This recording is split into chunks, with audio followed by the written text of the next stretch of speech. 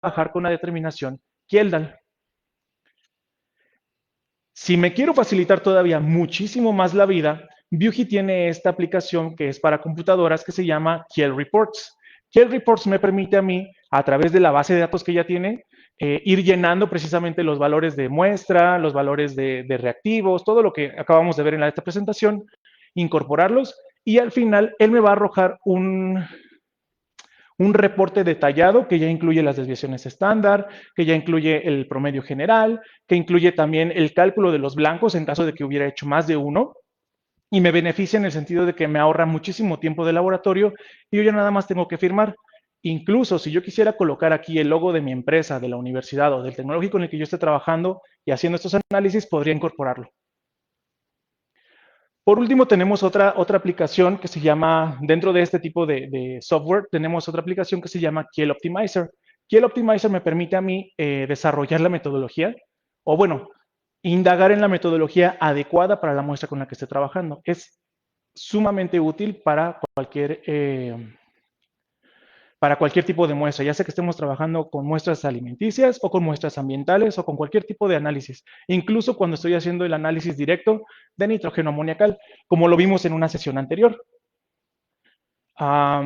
Si yo llegara a querer más información al respecto, esta misma aplicación tiene una biblioteca de bibliografía, vaya, donde puedo ir viendo qué hacer en caso de que tengo diferentes aspectos de muestras, digamos, lácteas. ¿Qué hacer cuando estoy en los límites de detección de la metodología? La metodología es extremadamente sensible, pero también tiene ciertos límites. ¿Qué es lo que yo podría hacer en caso de encontrarme en esa situación? Casi siempre aquí les podría yo el ejemplo de cuando me encuentro en estas situaciones con muestras que son pobres en proteínas o pobres en nitrógeno, como el caso del almidón, que anda cerca del 0.38% de proteína, es muy, muy bajo. Entonces aquí me dan como tips que me pueden ser muy útiles para llevar a cabo estas determinaciones y de todas maneras hay muchísima bibliografía de todo esto en Viewgy. Dentro de los consumibles que yo debería de considerar siempre a la hora no solamente de llevar a cabo el análisis, sino también de cotizar un sistema de determinación Kjeldal, son los consumibles. Como les había comentado, nosotros manejamos las tabletas catalizadoras, manejamos también el ácido bórico, pero también es muy importante saber cuánto le voy a invertir a cada una de las etapas y eso incluye también los consumibles como los tubos de digestión. Nuestros tubos de digestión son sumamente resistentes. De hecho, pues, sin temor a equivocarme, podría decir que son los tubos más resistentes del mercado para este tipo de análisis en específico. Ahora, de manera general, mi tubo de digestión Viewgy puede llegar de durar de unas 1200 a unas 1700 análisis cada uno de ellos. Sin embargo, si yo tuviera el automuestrador que les había comentado anteriormente, podría extender la vida útil de cada uno de esos tubos a cerca de 4500 determinaciones. Mientras que cualquiera de la competencia que ustedes quieran elegir o quieran mencionar, llegan a durar cerca de unos 400 a unos 500 análisis. Probablemente un poquito más, pero realmente su periodo de vida es muy, muy, muy corto. Aquí en el costo de análisis de Viewgy que ven en la gráfica verde, me equivoqué, ahí sería 0.002 francos suizos. Entonces, básicamente lo que podremos hacer es incrementar la cantidad de análisis que yo podría hacer con una vidrería de calidad, con una vidrería muy, muy útil y de alto desempeño. Si ustedes se dan cuenta, aquí podemos ver la diferencia entre la vidrería de Viewgy y la vidrería de la competencia que ustedes quieran. El grosor es sumamente importante, porque eso es lo que naturalmente me va a dictaminar cuánto puede durar la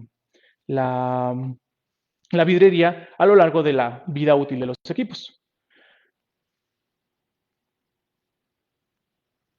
Dentro de los análisis que podría hacer para la parte de alimentos, y aquí nada más hago un pequeño paréntesis, también tenemos algo de la industria farmacéutica, todo lo que es alimento balanceado, carne, embutidos, leche y sus derivados, incluso todo lo que es la parte de agroindustria, todo este tipo de alimentos se tienen que hacer ciertos análisis de proteínas y por lo tanto aquí entramos precisamente con este análisis. En la industria farmacéutica actualmente, pues ustedes sabrán que muchas vacunas se utilizan, su factor virulento se cuantifica a través de las proteínas porque es como son puntos clave para poder dictaminar que tienen o no las funciones para poder inmunizar. Entonces, dentro de la industria farmacéutica, uno de nuestros puntos clave es la determinación de proteínas y nosotros podemos llevar a cabo esto mediante la metodología Kjeldahl. Dentro del análisis de nitrógeno total, podríamos hacer análisis en suelos, ya sea que quisiera hacer análisis total de nitrógeno o de nitrógeno amoniacal, es decir, el nitrógeno que está disponible en el suelo o en los fertilizantes o en aguas residuales. Aplicaciones no Kjeldahl. En una sesión anterior vimos precisamente la determinación de nitrógeno amoniacal en tintes, pero hay diferentes tipos de aplicaciones no Kjeldahl, que de hecho próximamente veremos una de determinación de alcohol a través de muestras, si no me equivoco, vamos a hacerlo con tequila, entonces se va a poner bastante interesante.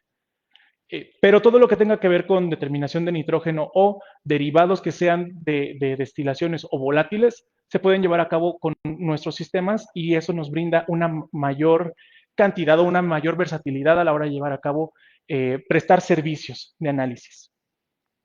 Los invito a que entren a la página de Viewgy, a la sección de Application Finder, y aquí puedan ustedes buscar y encontrar una gran cantidad de aplicaciones, tanto de Kjeldahl como de extracción, como de secado por aspersión, pero para el tema que nos compete, proteínas o nitrógeno y sus derivados.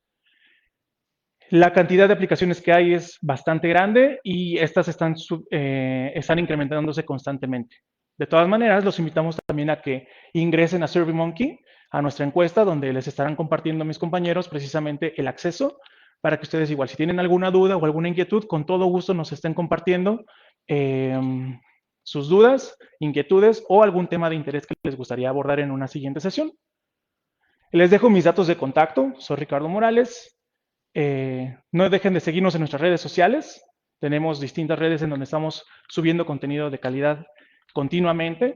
Y también les dejo los datos de contacto de mis compañeros de las distintas oficinas en las que estamos trabajando. Entonces, abrimos, si quieren, el micrófono de mi compañero Cristian para la sesión de preguntas y respuestas. Nos quedan todavía unos 15 minutos para llevar a cabo esta parte. Entonces, Chris, si nos quisieras hacer el favor. Para las constancias, veo que están preguntando por las constancias. Con todo gusto, igual si dejan su registro en SurveyMonkey, mis compañeros les estarán haciendo llegar las constancias de asistencia. Sí, ya.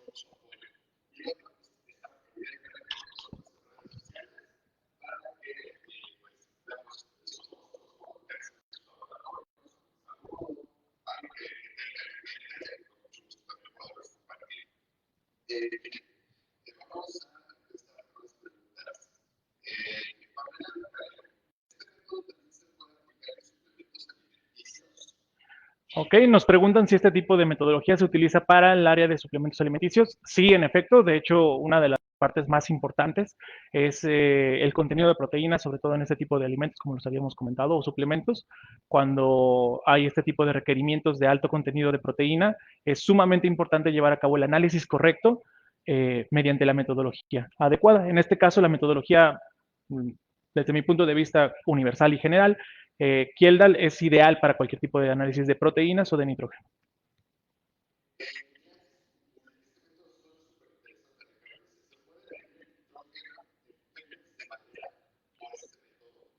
Preguntan si se puede medir nitrógeno en pellets de madera. Sí, sí se puede. Lo único que tenemos que hacer para este caso es una muestra muy, muy especial. yo recomendaría que se hiciera una molienda adecuada de la muestra, sobre todo teniendo en cuenta que tenemos un alto contenido de celulosa. La celulosa cuesta bastante trabajo a veces llevar a cabo la digestión, entonces yo probablemente incrementaría el tiempo de digestión dependiendo de la cantidad también de nitrógeno que esperemos encontrar, pero en función de eso no hay ningún inconveniente. El método se aplica perfectamente, es universal.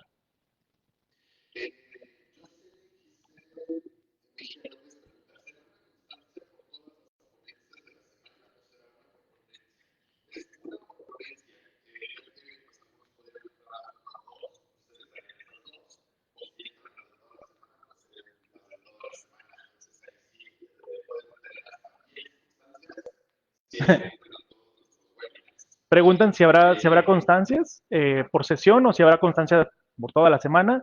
En este caso, pues bueno, será una por sesión, dependiendo de la sesión a la que ustedes ingresen, pero sí es muy importante que dejen su registro para que se les pueda hacer entrega de sus distintas constancias.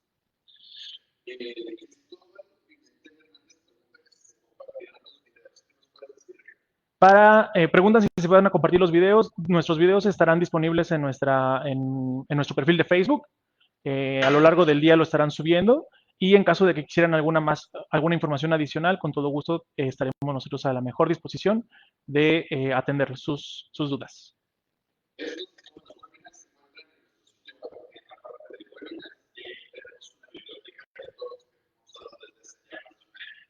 Sí, también en nuestra sección de videos, en la página, en nuestro sitio web, encontrarán también los videos que hemos estado subiendo desde hace poco más de un año.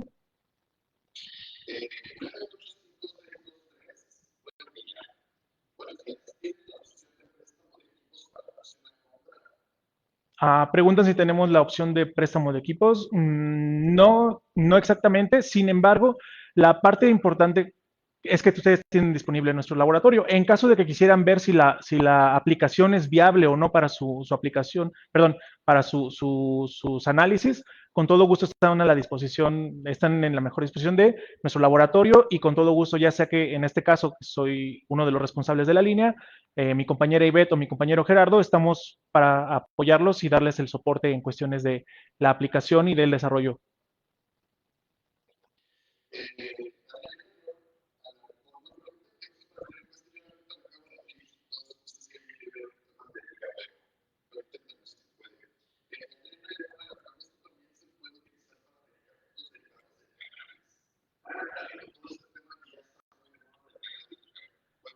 Ok, preguntan si se puede llevar a cabo este análisis para medicamentos derivados de cannabis. Pues bueno, aquí tendríamos que ver un factor muy importante. ¿Hay nitrógeno que cuantificar?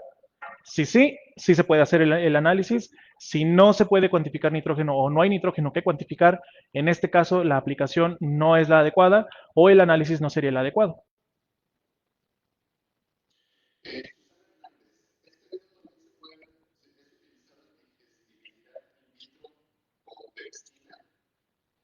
Ah, ¿pexina?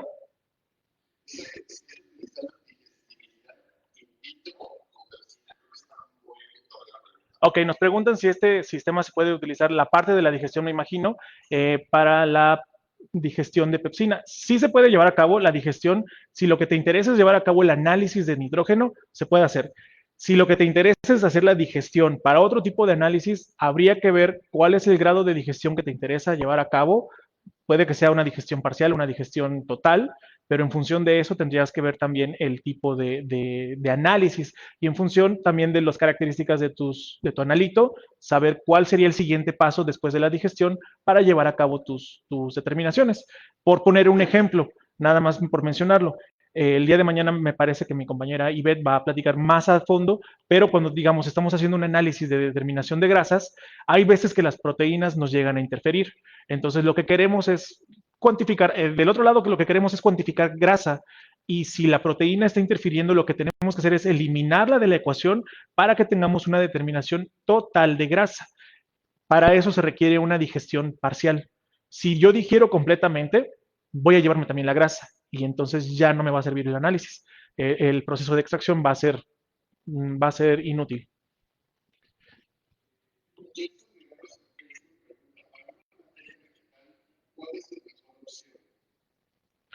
Preguntan si para una materia vegetal, perdón, ¿cuál sería la mejor opción? Pues si lo que quiero es determinar proteínas en cualquier tipo de muestra vegetal, Kjeldal, únicamente tener en cuenta la cantidad de proteína. Recordemos que la cantidad de nitrógeno que tenga el producto va a ser clave para poder tener un método confiable.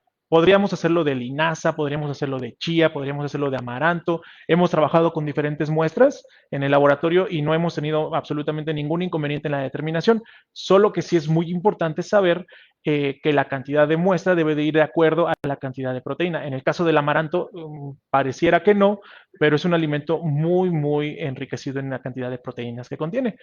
Para ese tipo de productos, pues valdría muchísimo la pena llevar a cabo un análisis con una pequeña cantidad de producto. Sin embargo, si lo vemos en volumen, se ve bastante grande por la densidad del mismo producto. En el caso de soya es una pequeña, ahí sí es literal, es cantidad pequeña en función de masa y en función de volumen.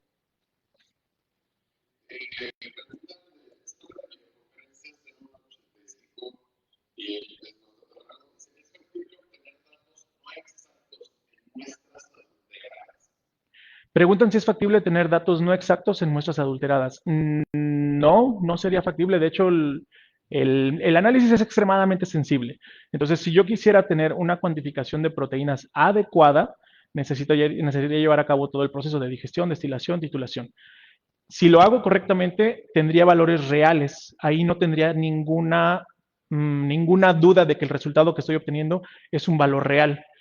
Ahí tendríamos que cuantificar también, saber cuánta proteína estaría yo obteniendo y también saber cuánta proteína no sería la indicada o estaría fuera de especificación.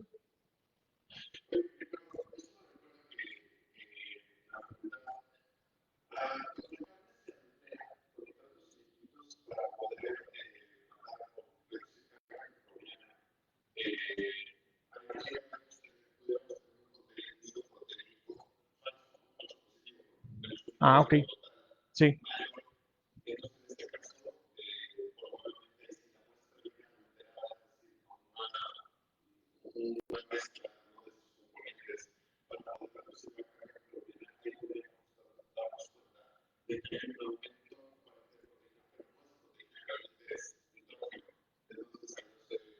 Ok.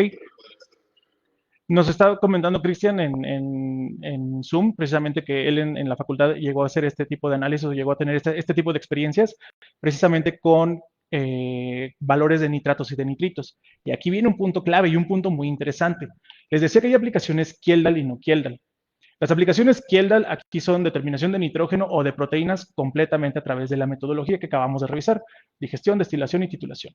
Sin embargo, cuando yo quiero hacer un análisis para poder diferenciar, porque probablemente el contenido de nitrógeno que tengo en las muestras de carne es muy alto, y eso me podría dar a mí el indicativo, no, tengo una carne riquísima en proteínas, es altísima, tiene una gran calidad, pero no necesariamente ese es el caso. Probablemente no, esté contaminada con una cierta cantidad de nitratos y de nitritos. ¿Cómo puedo diferenciar un valor del otro? Bueno, vamos a hacer un pequeño paréntesis. Determinación no Kjeldal aplicación no Kjeldal para determinación de nitratos y de nitritos se hace exclusivamente en el destilador. Lo único que tengo que hacer es trabajar con una reacción de Barda, es el método de Barda para poder determinar nitratos y nitritos, y lo que hago es, a través del reactivo de Barda, hago una oxidación, no, perdón, hago una reducción de los nitratos y de los nitritos y los llevo a un estado amoniacal, pero ahí no estoy digiriendo. Entonces el nitrógeno de las proteínas o el nitrógeno que no es de nitratos y de nitritos, tal cual se queda ahí en la muestra, no sale. Únicamente sale lo que es nitratos y nitritos. Lo destilo tal cual como si fuera un análisis Kjeldal, recibo, titulo tal cual como si fuera un análisis Kjeldal, pero el único valor que voy a estar obteniendo son de nitratos y de nitritos. Para esta metodología también es muy importante considerar el contenido de calcio. El calcio a veces llega a interferir en este análisis y bueno, puede ser un punto de inflexión para saber si puedo o no puedo utilizar la aplicación o bueno, el método para este tipo de muestras.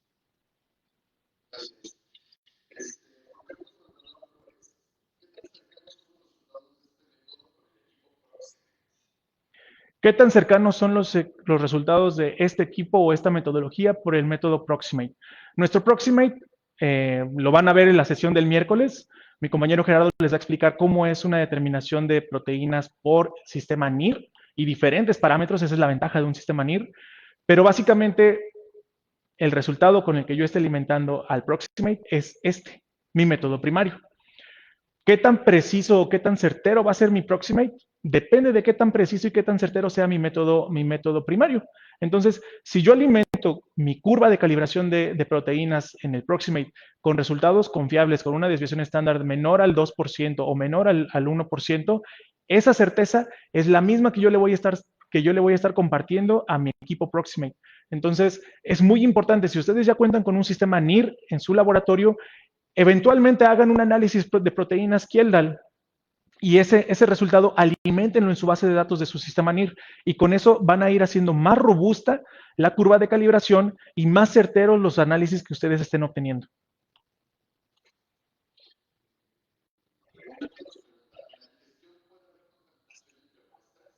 Preguntan si puede haber contaminación en la digestión entre una muestra y otra. Voy a tomar tantito un rack de digestión para que ustedes me acompañen. Bueno, aquí lo voy a colocar. Aquí. Bueno, este es mi sistema de digestión o este es mi rack de digestión. Aquí lo que yo estoy teniendo precisamente son una serie de tubos. Coloco la muestra, coloco el ácido, el catalizador y todos los demás componentes que ya vimos. Ok. Si fuera el caso de que estuviera trabajando con muestras líquidas, lo ideal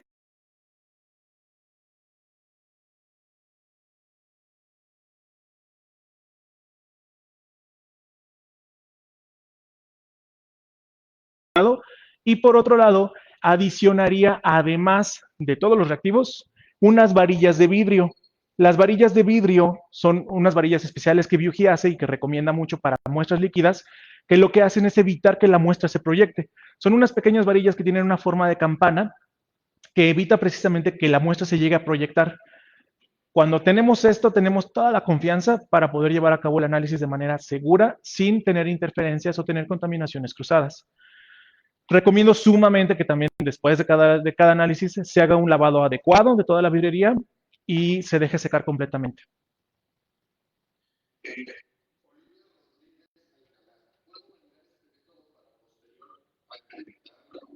Preguntan si se puede validar este método para una posterior acreditación. En efecto, este es un método, insisto, es un método universal para determinación de proteínas. Es el punto de referencia según las normas mexicanas y según muchísimas normas internacionales para llevar a cabo estas determinaciones o estas cuantificaciones de proteínas o de nitrógeno. Se pueden validar. Lo único que tendría que hacer y que debería de tomar en cuenta es el método que esté bien establecido y por otro lado, utilizar siempre un estándar muy confiable. La mayoría de las veces utilizamos glicina como estándar para validar toda la metodología o para correr una muestra completa y tener certeza del análisis y de las condiciones. Y por otro lado, nada más para la parte de la destilación, fosfato o sulfato de amonio, cualquiera de las dos opciones es viable. Sin embargo, recomiendo más el fosfato de amonio, es más estable, de hecho, es mucho más estable para poder llevar a cabo ciertos análisis y ciertas calificaciones dentro del sistema.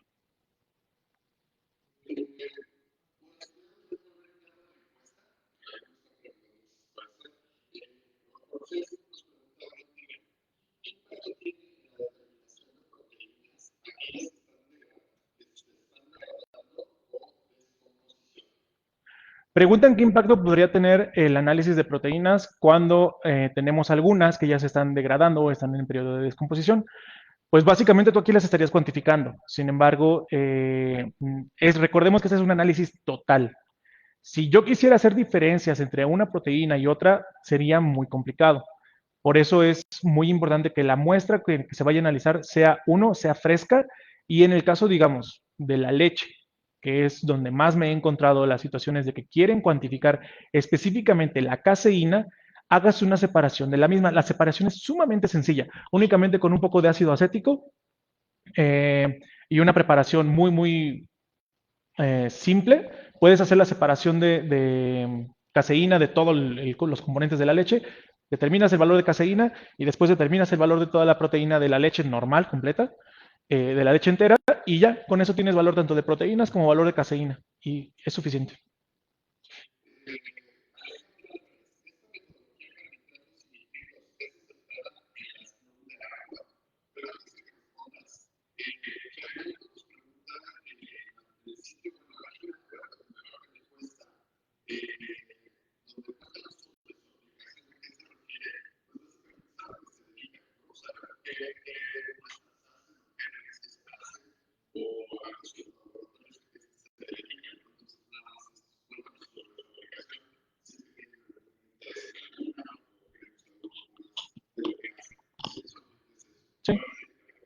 ¿Me puedes volver a repetir la pregunta?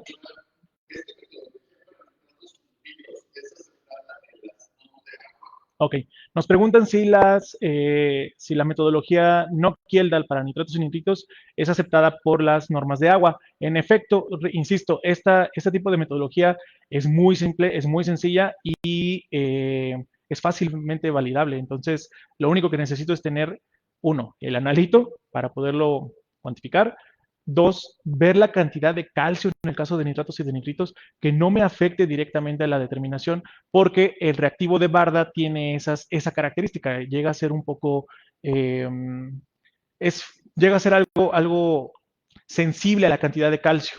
Y en el caso, digamos, de ese tipo de análisis, nada más de un segundo, cambiamos esta pieza. Esta pieza que yo tengo aquí o que estoy señalando se llama protector contra salpicaduras o splash protector y cambiamos un poquito la configuración de la vidriería. Aquí adentro llega a ver como un pequeño bulbo porque la determinación de nitratos y de nitritos genera muchísima espuma, tanto por el reactivo como por la naturaleza de la muestra. Y lo que queremos es impedir que esa espuma viaje hasta nuestro condensador, porque ahí sí nos afectaría en la determinación.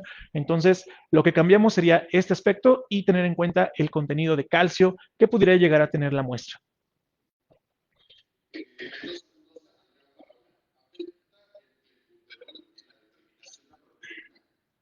Preguntan si afecta el clenbuterol.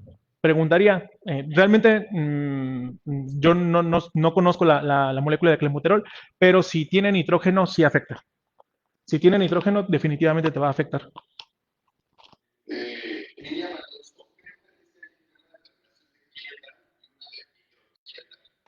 Preguntan cuál es la diferencia entre una determinación Kjeldahl y una determinación de micro Kjeldahl. Te preguntaría yo de manera general, ¿cuál es el método con el que estás trabajando actualmente? ¿Por qué? Para nosotros, esto es Kjeldahl normal. Esta cantidad de reactivos de 10 a 20 mililitros de ácido sulfúrico es normal, pero para muchos de nuestros usuarios o muchos de nuestros clientes que han migrado a nuestra tecnología, para ellos esto ya es micro. Entonces, el consumo de reactivos para ellos ya es muy bajo. Cuando venían trabajando tal vez con 50, tal vez con 60 mililitros de ácido sulfúrico, nada más para digerir. Y cuando migran a nosotros a trabajar con menos volumen, para ellos ya es micro. Sin embargo, tenemos tubos más pequeños de 100 mililitros de volumen final y para nosotros trabajar en esos tubos representa tal vez unos 5 o unos 8 mililitros de ácido sulfúrico. Para nosotros eso es micro.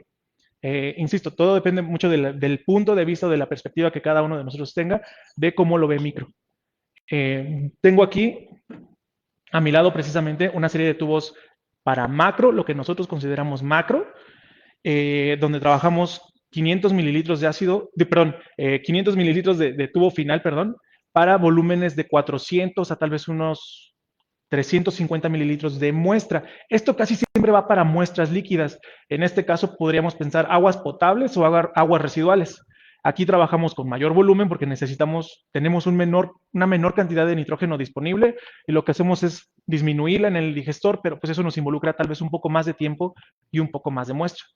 Para nosotros es macro por la cantidad de muestra que llegamos a colocar, pero la cantidad de reactivos sigue siendo prácticamente la misma, de entre 10 a 20 mililitros de ácido sulfúrico. Y los catalizadores igual pueden ir de 1 a 2 tabletas catalizadoras. Por otro lado, voy a tomar ahora este tubo.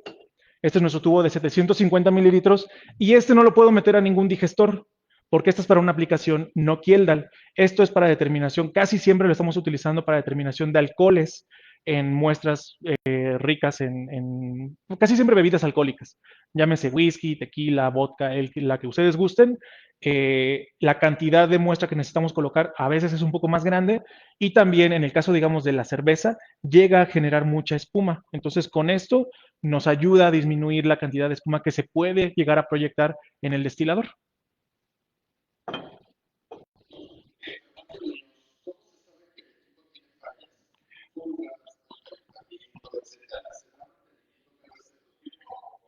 Preguntan cómo sé si el equipo tiene, tiene alguna falla o alguna fuga. Bueno, es muy sencillo. Nuestro equipo tiene muchísimos aspectos de seguridad. En el... Ok. Espero que me puedan ayudar nada más rapidísimo. En la parte interna de nuestro equipo, al fondo, vemos un cilindro metálico. Ese cilindro metálico es nuestra caldera, la generadora de vapor, es el corazón del sistema. Ahora, alcanzan a ver aquí arribita, hay un cablecito negro, ese es un sensor de nivel, es el que me indica cuánta agua tiene de manera interna. Y por otro lado, alcanzan a ver esta pieza que ven que está aquí, ese es un sensor de presión. Ese sensor de presión es el que me dice, ok, ya tienes, no solamente tienes el agua indicada, ahora también tienes la presión adecuada o el vapor suficiente para llevar a cabo la destilación. Si alguno de esos dos falla, el equipo me manda una notificación inmediata de que una de las dos piezas está fallando. Lo que tengo que hacer es hablar con mi representante de ventas, que me cotice un servicio de mantenimiento y únicamente sustituir esas piezas. Ahora, también algo muy, muy importante que preguntaban sobre los mantenimientos, cada cuándo se deben de hacer. Mi opinión, mi recomendación, por lo menos una vez cada año, dependiendo de cuántos análisis estén haciendo ustedes, ya sea de manera semanal o de manera mensual, pero sí es muy importante que le hagan por lo menos una vez al año. Hay empresas con las que nosotros trabajamos que cada 6 meses están llevando a cabo estos mantenimientos y no han tenido ningún inconveniente en la operación de sus equipos. También algo muy importante que yo considero como clave, les decía, el Splash Protector. Esta pieza se cambia cada 4,000, cada 5,000 determinaciones aproximadamente y en la parte interna del equipo, a eso ya no se los pude mostrar, hay una bomba de hidróxido de sodio. Esa bomba de hidróxido se cambia también cada año y medio aproximadamente, es la que tiene mayor desgaste químico. La de ácido bórico y la de agua prácticamente no tiene ningún desgaste. Sin embargo, la de hidróxido de sodio, como es 32% su concentración, es muy elevada y sí puede llegar a dañar en algún momento la misma bomba. Entonces es como mi recomendación. Si quieres, 2 preguntas más o una. 3 preguntas más.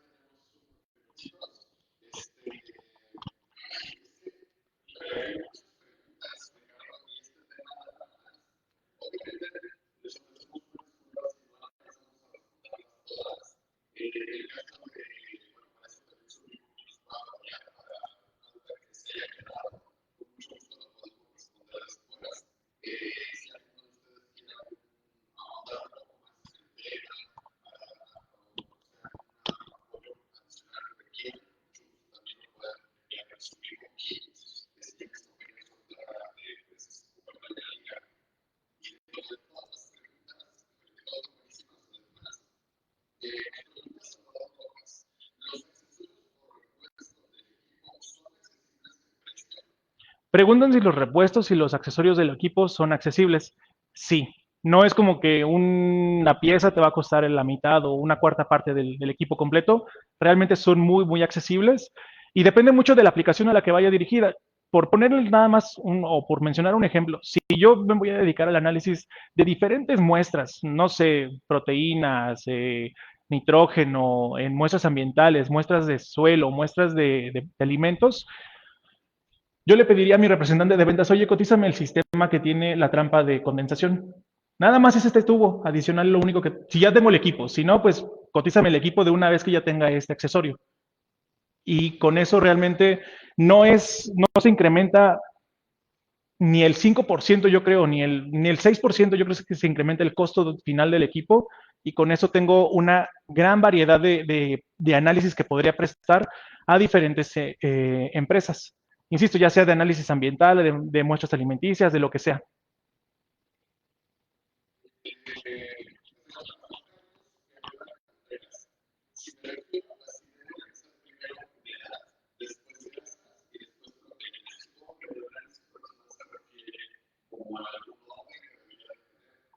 Ok, preguntan si deben de hacer el análisis de humedad, luego de grasas y después de proteínas.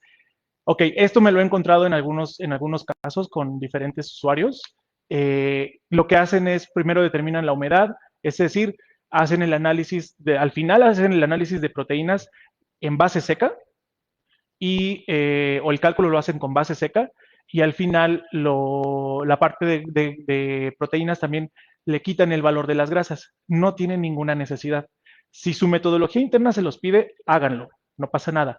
Pero realmente lo que estamos haciendo es una cuantificación de proteínas totales de una muestra ya determinada o de una cantidad determinada de muestra. No me afecta en absolutamente nada que tenga o que no tenga humedad o que tenga o que no tenga grasa. Por eso, al menos para nosotros en Biuji, tenemos la certeza de que el valor que yo estoy obteniendo es completamente de proteínas y ningún otro inconveniente o ningún otro aspecto que me pueda afectar. Todo eso lo puedo alimentar directamente en la base de datos del NIR, valor de grasas, valor de proteínas, valor de humedad, y tendría yo el resultado en unos cuantos segundos. Ya lo verán en la sesión del miércoles con mi compañero Gerardo. Y en la sesión del viernes, si no me equivoco, verán la parte de humedad con mi compañera Sandy y ella les platicará básicamente cómo se lleva a cabo esta determinación y los factores que yo debería tener en cuenta. Adicional, toda esa información que les estemos compartiendo a lo largo de esta semana puede caer en su análisis de Proximate, de NIR, de la sesión del miércoles. Y por último, la parte de grasas, ya para terminar esta pregunta, la parte de grasas tampoco tendría ningún inconveniente, solo y solo si la cantidad de la cantidad de proteínas que tiene mi producto es muy alta, necesitaría hacer una hidrólisis. ¿Por qué? Pensemos en la leche nada más rapidísimo. Nuevamente la leche es una emulsión, ¿están de acuerdo? Tenemos grasa, tenemos proteína, tenemos azúcares y tenemos muchísima agua. Si llegamos a cabo el análisis tal cual por método Soxhlet, vamos a tener un valor de grasa no muy confiable, porque tenemos ahí todavía muchísimos contaminantes que nos están afectando, sobre todo las micelas que se forman por las proteínas y las grasas. Mi recomendación, si quieren un análisis confiable de determinación de grasas por método Soxhlet, hagan una hidrólisis. El método que está estandarizado o el método normal para determinación de grasas en lácteos es el método Gerber, si no me equivoco. Sin embargo, es por butirometría y no es, depende de muchos aspectos, depende de muchos factores. Lo ideal es rompo las proteínas, libero la grasa, la extraigo y la peso. Sí, literal, peso cuánta grasa tienen 100 mililitros de leche o el volumen que sea. Tal cual, así es como tendría un análisis más confiable más que con un butirómetro. El butirómetro puede tener diferentes factores que me puedan dar un valor real o no muy real de grasa.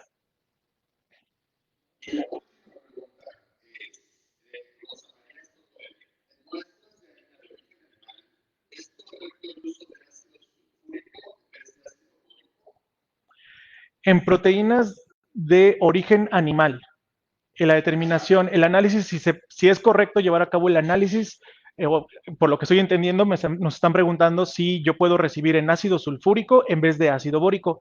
Esa es una titulación inversa.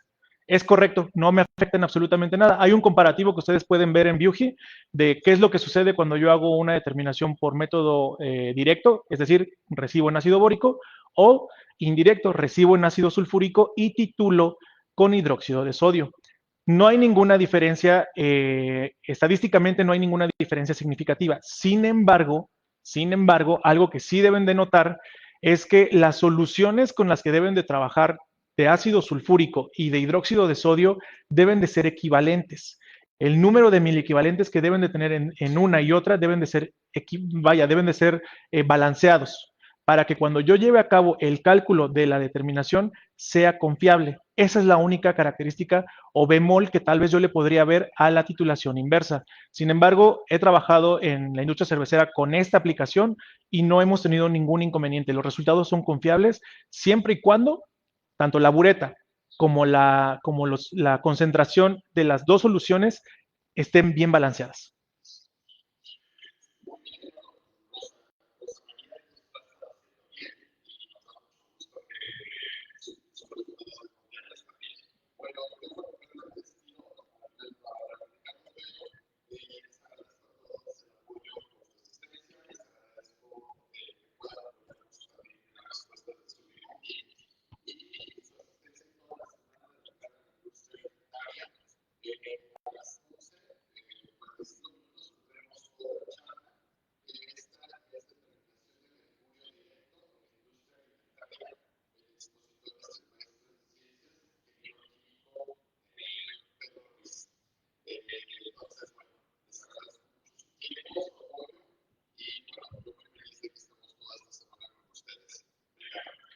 Pues nuevamente les agradezco su tiempo, les agradezco toda la atención que nos prestaron el día de hoy.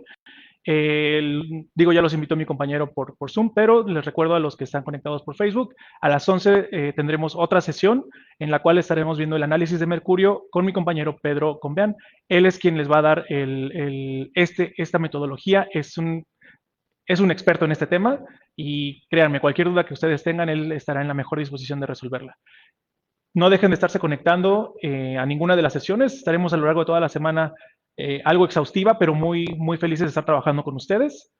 Y cualquier duda, cualquier inquietud, a través de SurveyMonkey, sus distintas preguntas y sus distintas inquietudes, las estaremos revisando. Por favor, no dejen de estar en contacto. Muchísimas gracias por todo.